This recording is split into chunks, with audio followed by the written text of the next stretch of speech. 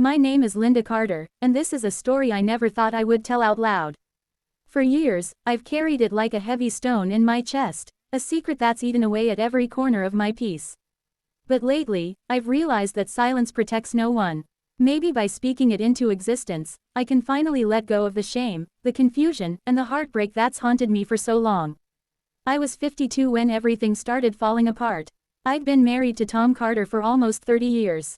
We met young, in college. He was the ambitious business major, I was studying nursing.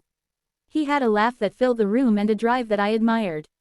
Together, we built what I thought was the perfect American life, a cozy home in the suburbs of Columbus, Ohio, 2 kids, and a marriage that survived decades of storms. We had our ups and downs, sure, but I always believed love would pull us through. Our son, Ryan, was 26 at the time. He'd just finished his master's degree and was trying to find his footing in the adult world. Like a lot of young men, he was still figuring out who he was. He'd moved back home for a few months while job hunting. I didn't mind. I loved having him around again, hearing his footsteps down the hallway, his laughter in the kitchen. It reminded me of when he was little, before life got so complicated. Our daughter, Megan, was married and living out of state. She called often, and I loved hearing about her new life, her husband, her little apartment, the start of her own story. But Ryan was always closer to me. Maybe too close, in hindsight. Tom had changed over the years. He was always busy, always distracted. He ran his own construction business, and while it provided well for us, it also took him away, mentally and physically.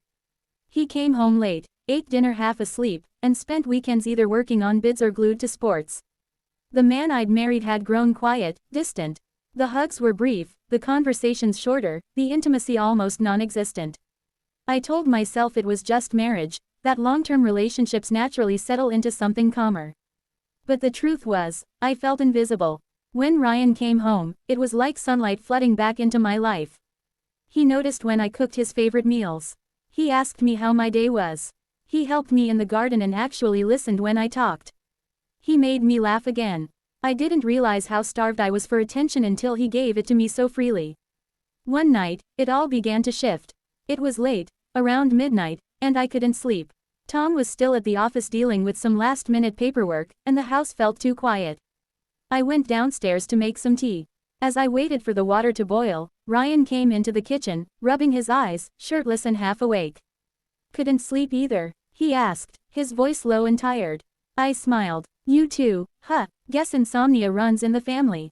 We sat at the kitchen table, sipping tea and talking about nothing, movies, his job search, the weather. But under the surface, something felt different. There was a tension I couldn't name, not romantic, not yet, but something new.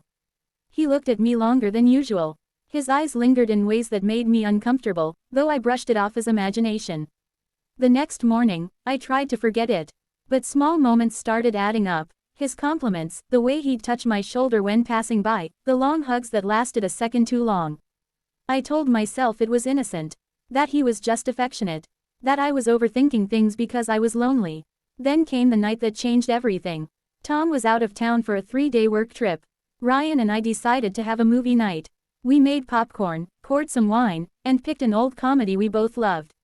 It felt like old times, safe, warm, familiar.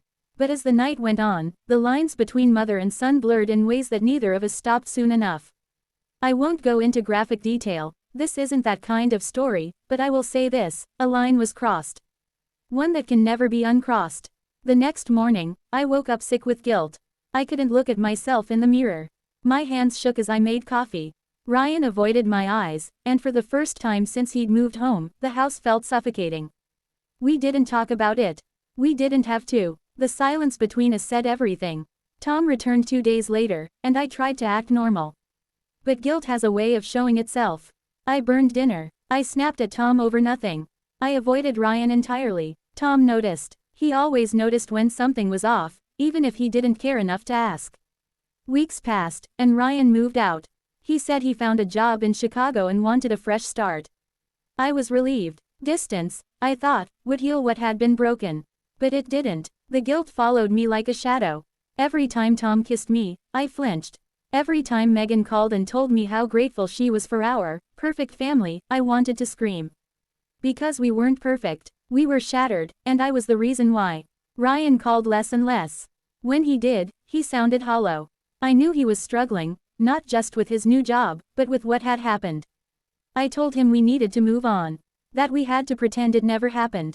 But pretending doesn't erase the truth. Then one night, about 6 months later, Tom came home holding a letter. It was from Ryan. He tossed it on the table. "Care to explain this?" he asked, his voice cold. My heart stopped. I opened the letter with trembling hands, and there it was, Ryan's confession.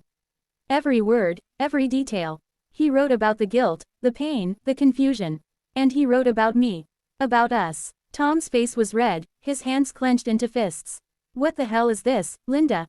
he demanded. I couldn't speak. I couldn't breathe. The room spun around me. I didn't mean for. I started, but the words dissolved into tears. Tom didn't hit me. He didn't yell again. He just left. He packed a bag, walked out the door, and didn't come back for days. Those were the longest days of my life. When he finally returned, his eyes were empty. "I'll never understand how you could let that happen," he said. "He's our son." "I know," I whispered. "And I'll regret it for the rest of my life." He didn't reply. From that moment on, our marriage was a hollow shell. We lived in the same house but in different worlds. I tried therapy. I tried prayer. Nothing could cleanse what had been done. Ryan cut off all contact. He never came home for holidays. He didn't answer calls. The last I heard, he moved out west, maybe California. I sometimes see his name pop up online, on social media, but I never click. I don't deserve to. It's been 6 years since that night, and I've aged a lifetime. Tom and I divorced quietly 2 years ago. We tell people it was mutual, but it wasn't. It was punishment, a slow unraveling of a bond built over decades. I tell this story now not to seek sympathy, but as a warning. Loneliness can twist your perception. It can make you reach for comfort in the wrong place. It can make you forget who you are, even as you watch yourself break everything you've built. There are boundaries that exist for a reason. Cross them, and there's no going back.